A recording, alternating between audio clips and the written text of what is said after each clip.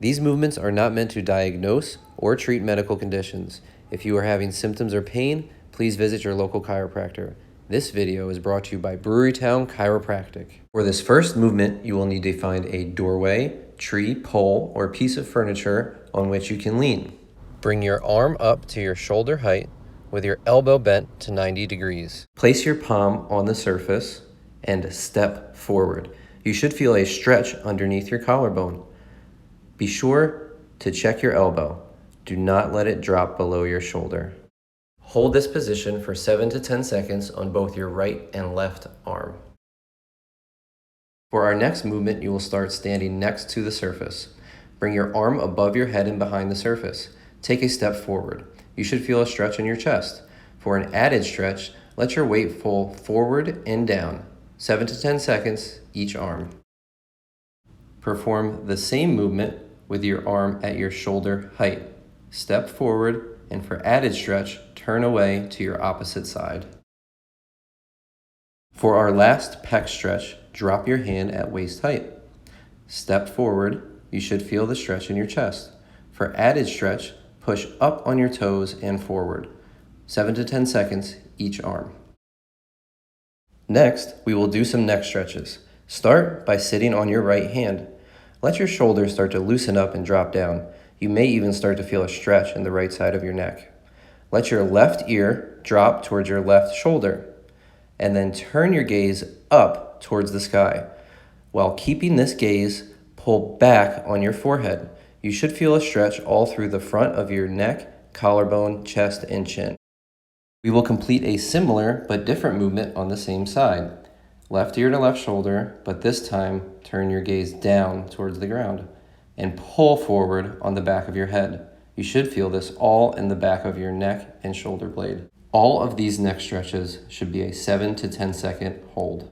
Let's do those same movements on the opposite side. Sit on your left hand, drop your right ear to your right shoulder, turn your gaze towards the sky, and pull back and down on your forehead. Last one.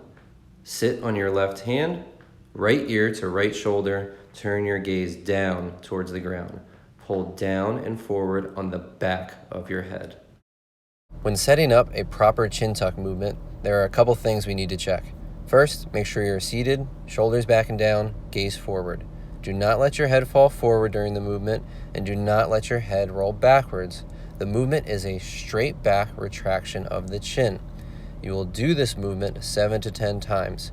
You may feel a stretch or tightness starting from behind your ear, down the front portion of your neck, towards your collarbone. These next movements are called neck holds. We will strengthen our neck without actually moving it. It is called an isometric hold.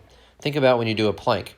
You are not moving any muscles, but you are strengthening them by holding the plank. Your head should not move through any of these exercises.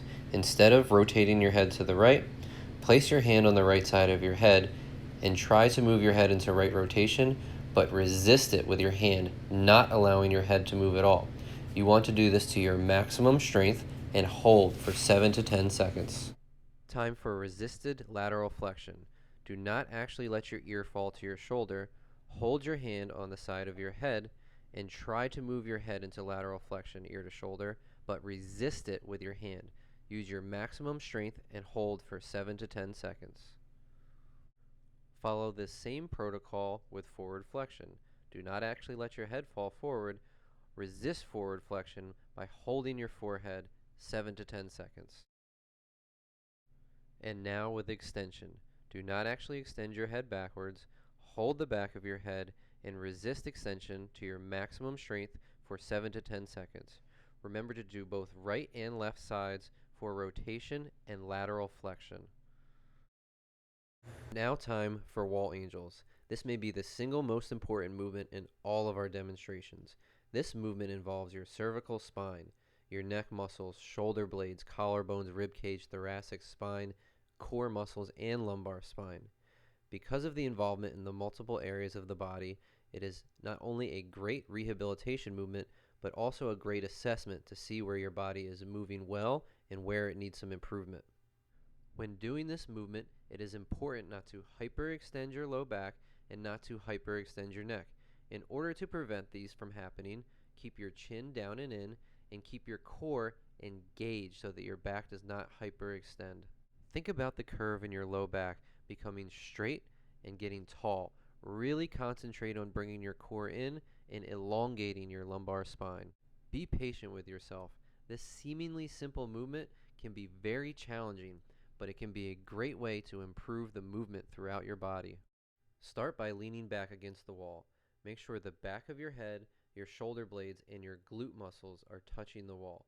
Bring your arms back along the wall and raise your arms up as high as they can go and bring your arms down as low as they can go. You will want to make sure to engage your core so that your back is not hyperextending and keep your chin down and in. If you are having trouble with this, you may want to stretch your pec muscles and your low back muscles and then try starting again and see if the movement becomes easier.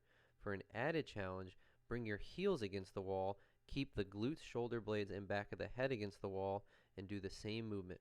Arms up as high as they can go and low as they can go. 15 reps.